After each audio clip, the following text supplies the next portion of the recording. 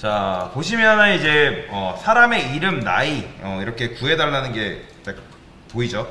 그러니까 여러분들이 요거 보시고 무슨 생각을 해야 되냐면, 사람은 일단 이름과 나이로 구성되어 있구나 라는 걸 아셔야 돼요. 그러니까 즉 여러분들이 이름들, 뭐 나이들만 따로 모아놓는 건 이거랑 똑같은 거다. 지금 우리가 예를 들어서 폴더 하나를 생성을 해요.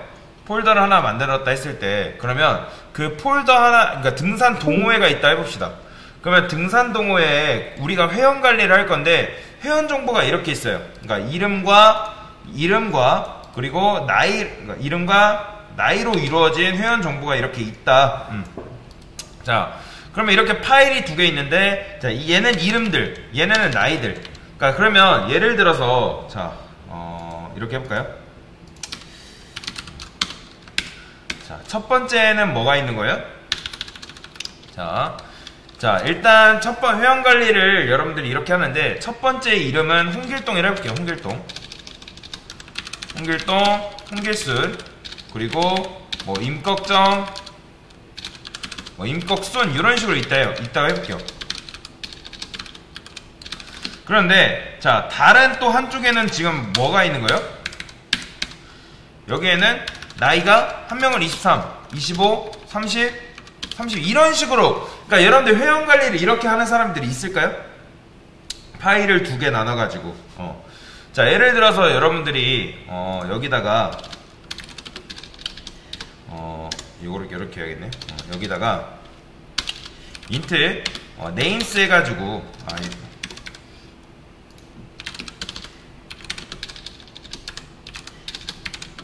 인트 네임스 해가지고 자 20 뭐 10 이런 식으로 이따 해볼게요. 그냥 그 다음에 만약에 여기다가 인트 에이지스 20 이렇게 하게 되면, 자 여러분들이 그러니까 이거는 뭐예요?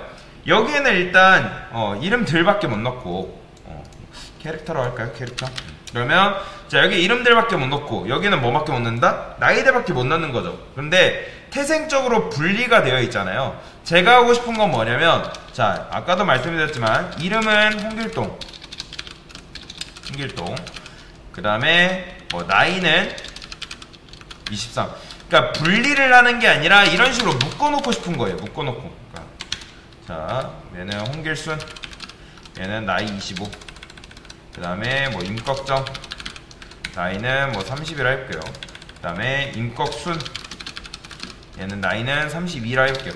그러니까 이런 식으로. 그러면 자 아까랑 지금이랑 뭐가 더 나은 거예요?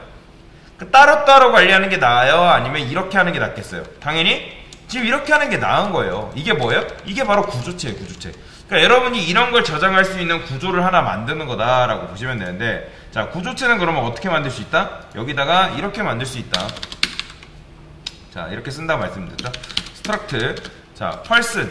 자 사람은 뭘로 구성되어 있다? 자 이름과 나이로 구성되어 있다 했죠. name 20이라 할게요. 그 다음에 int age라 해볼게요. 자 그러면 자 이건 뭐예요? 지금 이렇게 하면 사람 한 명이 생기는 걸로 생각하시는 분들이 계신데 아니라고 말씀드렸죠. 자 지금 이렇게 하면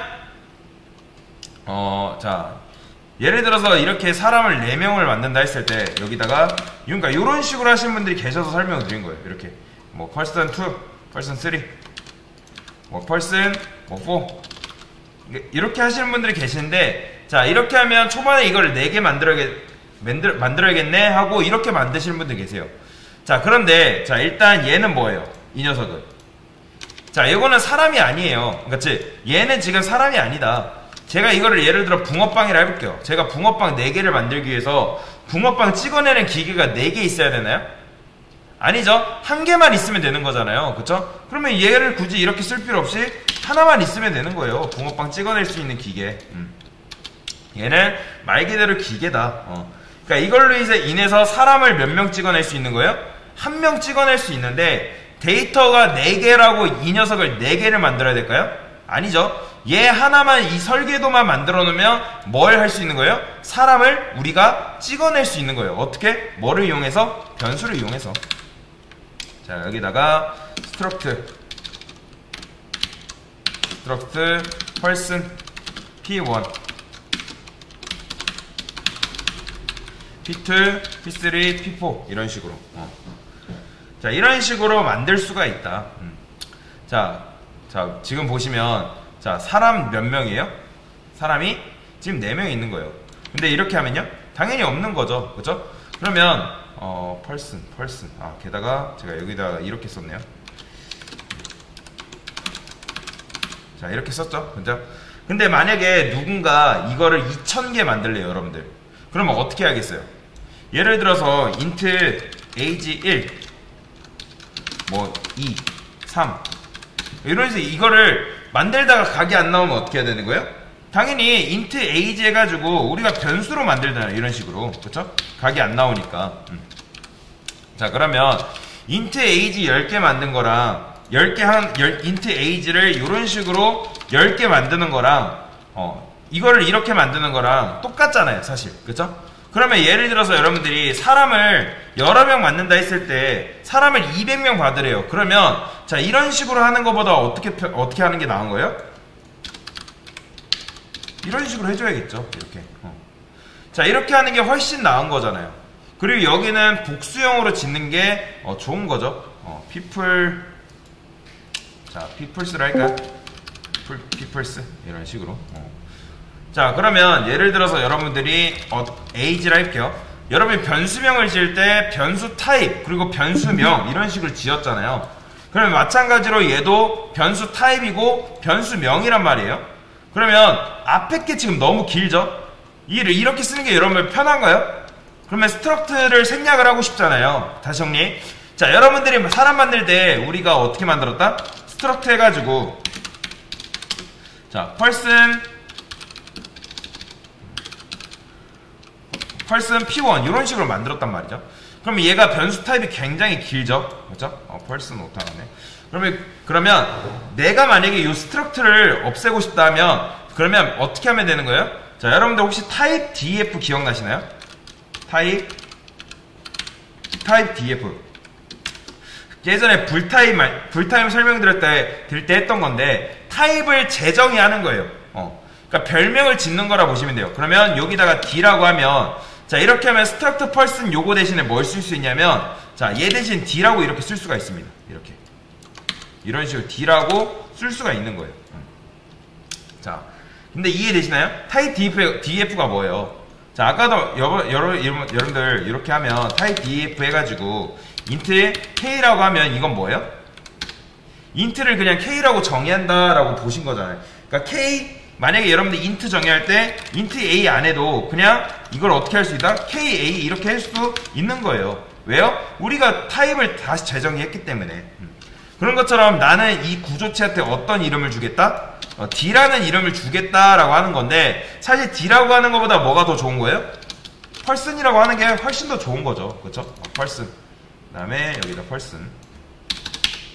그러니까 이런 식으로 써주는 게 훨씬 더 좋은 거다. 참고로 관례상 제가 여기다가 언더바 붙였는데 이건 왜 그러냐면 얘랑 이랑 중복이 되니까 보통 여기다가 언더바를 붙여주는 게 관례입니다. 관례. 그러면 이제 복수형으로 어떻게 만들면 되는 거예요? 이런 식으로 만들면 되는 거죠. 그쵸? int ages 20 뭐 이런 식으로 만들듯이. 그쵸? 자, 그러면 이렇게 하면 사람 몇 명? 20명이에요. 20명. 그러면 얘는 뭐예요? int 변수 몇 개? 20개, 그러니까 20개죠. 그죠? 이러면 만약에 이렇게 하면 몇 개? 10개인 것처럼. 당연히 이렇게 하면 있다 없다? 없는 거예요. 그러면 자, 이거를 왜 이렇게 만들었는지 아시겠죠? 그러니까 말 그대로 이걸 하려고 만든 거예요. 이걸 하려고. 예를 들어서 여기에 만약에 고양이 추가되면 어떻게만 해주면 되는 거예요? 고양이면 뭐 부산이라 할게요. 부산. 갑자기 떠오르는 게 부산밖에 없어서. 그러면 만약에 부산이 딱 추가되면 자, 어떤 분이 부산을 여기다 넣어야 된대요. 고향을. 그러면 당연히 다른 거 고칠 필요 없이 얘가 살짝 달라지겠죠. 얘한테 뭐만 추가해주면 된다? 고향만 추가해주면 되는 거잖아요. 홈타운이랄까요? 이런 식으로 추가를 해줄 수 있다. 그런데 이제 고향이 굳이 필요가 있어요? 없어요? 지금은?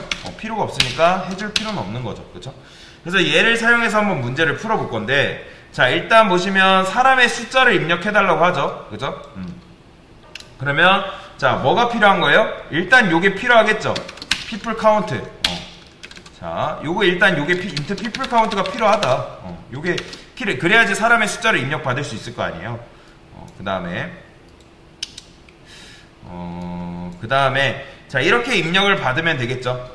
근데 이제 이 프로그램을 만든 사람 입장에서 요거 100을 입력할지 200을 입력할지 모르기 때문에 자 말록을 못 쓴다는 가정하에 저 맥스 피플 카운트를 안 하고 맥스 피플을 합시다. 너무 기니까. 자 그러면 이런 식으로 해줄 수 있는 거예요. 그러면 자 우리가 펄슨 이렇게 했잖아요. 그러면 피플스라 하지 말고 얘도 P1이라 할까요? 자 이렇게 하면 지금 사람 만약에 이렇게 하면 사람 한 명밖에 저장할 수 없죠.